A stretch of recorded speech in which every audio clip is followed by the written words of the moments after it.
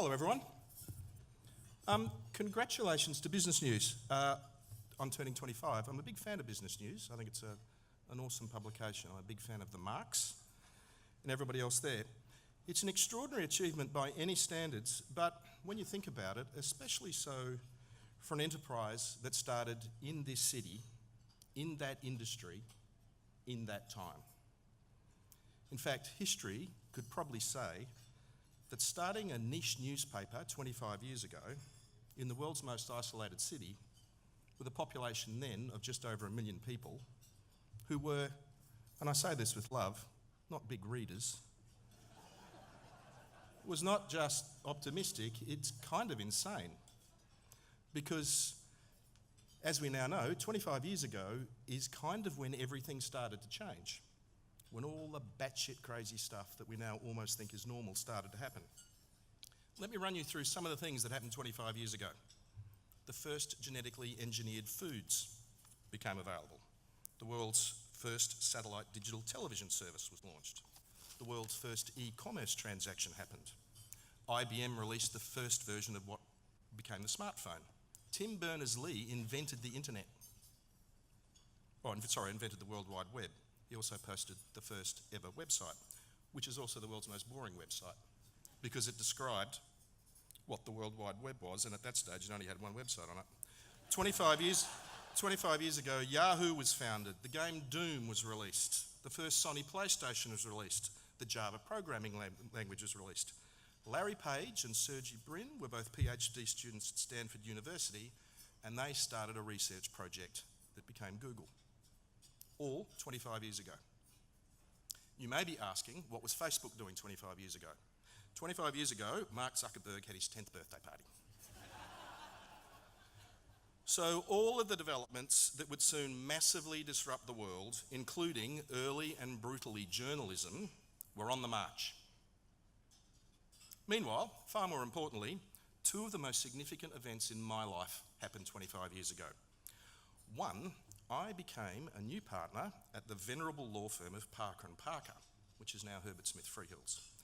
And when I say venerable, the year before, it had celebrated its 125th birthday.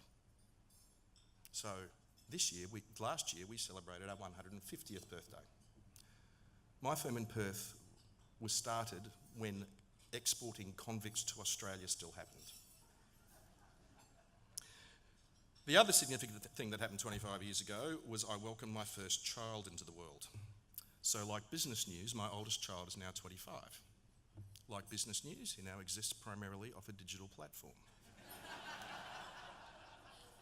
Unlike Business News, he has a crappy beard. Anyway, the experience of my firm and my son, two of the most important things in my life, from 25 years ago, the experiences of them in the last 25 years, in many ways, reflect what has happened in this city that we all love.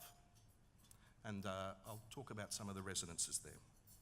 Because I think those changes have also affected Business News, and indeed, I think they've affected all of our lives and all of our enterprises. Let me talk about the law firms. I'm not going to spend much time talking about my law firm, because it's fabulous, but not that interesting. But as a general proposition, in the early 1990s, Perth's leading law firms, and there are about half a dozen of them, were all local. Some had relationships with some bunch of idiots on the East Coast, but they were standalone businesses in WA that proudly and stubbornly, and not always brilliantly, definitely ran themselves. They were full of private school educated males, there was a disconcerting number of moustaches, and they worked for equally insular, traditional, male, local, mustachioed clients. But in 1994, the world was beginning to modernise and globalise, and technology was on the cusp of disrupting everything, including facial hair. Businesses were starting to take notice, and like the good fans of precedent that lawyers are, the law firms dutifully followed suit, and a whole lot of grand old WA legal names disappeared. Perth Stone James, and I see Larry Iflis here today.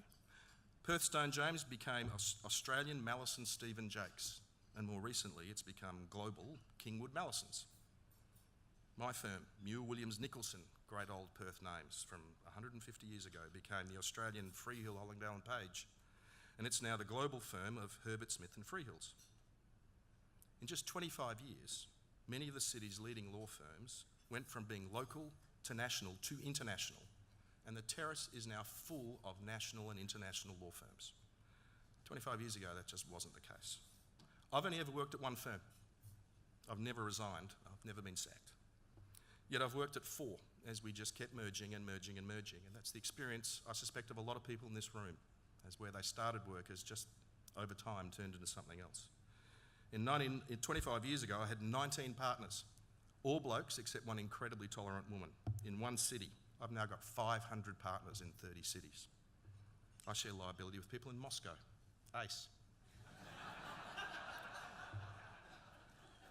In 1993, our partners' conference was at Roto, my last partners' conference, which was in Madrid. As my wife says, who do you think you are? So I grew up in Doubleview. Being part of stuff like that was never part of the plan. But in 25 years, the city that I live in and that I love has gone from being a provincial town with a provincial outlook to a genuinely international city with an international outlook, and indeed an international existence. And the law firms and the people that work in them, to some degree, have all gone along for the ride, and I think we all have to some degree. The work we do has changed. 25 years ago, we produced a lot of pretty standard documents. Now that's all done by a machine in Adelaide. But all that pretty dull work has disappeared, but my team, some of whom are here today, but not for much longer because you've got to get back to work, are working on projects involving blockchain and artificial intelligence and automated vehicle. So much more interesting than doing mortgages. So I think about my 25-year-old son. His experience resonates with the same themes. Now, the fathers in the room will know this. When your son is born, he's the most talented child on the planet. But for most fathers, a moment happens. Perhaps it's the realisation that he can't catch. Or he walks into a reasonably non-transparent tree. Or he confidently asserts that 2 and 2 are 11. But something will happen to every father when they look at their son and they go, oh, I love you, but you are not the most talented child in the world. What you are is just like me. And my son, poor bugger, is pretty much exactly like me. We're both massive nerds. So our experiences over 25 years in the same city, being pretty much the same sort of person, are quite illuminating about how this city's changed. I became a lawyer because I guess that's kind of what nerds did back then, as cool as the job is, obviously. But now the world and Perth with it is nerd heaven. Unlike his father, my son didn't feel compelled to do what everybody did. So he has a start-up artificial intelligence business in his bedroom, I think.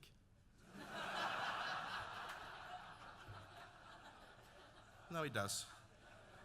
My other son, who is equally challenged by father similarity issues, is starting data analytics. I'm so jealous. Now, in the interest of truth, I should point out that my other son has long hair, is in a band, and as far as I can tell, studies chicks. But that's another story. But when I went to school, the only school trips that were on offer were for the sporting teams, and they might get a trip to Bunbury, or if they were really good, to Melbourne. Of the extraordinary international trips my children seemed to go on at school, one of them went to Stanford University for 2 weeks. What? So like my business, like my city, like my favourite newspaper, and like you and your businesses and your personal experiences, my sons live in an international city that has an international outlook. And unlike me, they aren't even amazed by it. They just think it's all normal. They don't remember the old Perth that so many of us do. So that's the biggest change I've noticed in 25 years, and want Experience for Business News to be part of that. I've also reflected on what else has changed in 25 years as I've been walking up and down St George's Terrace. It's easy to forget, but our attitudes have changed so much for the better. We are more tolerant, albeit sometimes shrill at the edges. The women's issue in the business world isn't solved, but it's so much better than it used to be. When I was a junior lawyer, at Easter, the most attractive junior female lawyer was asked to hand out Easter eggs dressed in a Playboy bunny outfit. I mean, it's unbelievable. And the concept of treating someone differently because of their sexual orientation is, for the most part, laughable. The stuff we have to consume, the stuff we live with, is so much more varied, and Kate spoke about it. The food is so much better. And we don't really talk about it, but it's true, we're wealthier. We're much wealthier on average. When I grew up 25 years ago, no one went skiing in the holidays. People had holidays in Pelican Point, not Paris. Our city is so much more interesting and vibrant, and our civic life is so much more complex. We have more laws, we have more rules, we've got fewer values, we've got less touchstones, we've got less reliable touchstones. Our public discourse is actually far more liberal in many ways, but sometimes so much more brutal. Politeness is gone.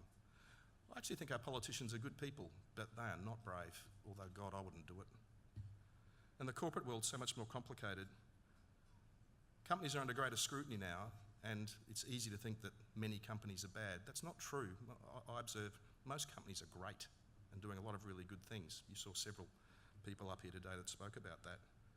But having said that, I do sometimes observe that companies are very good at making sure they follow the law, and I'm not sure all of them think about doing what's right.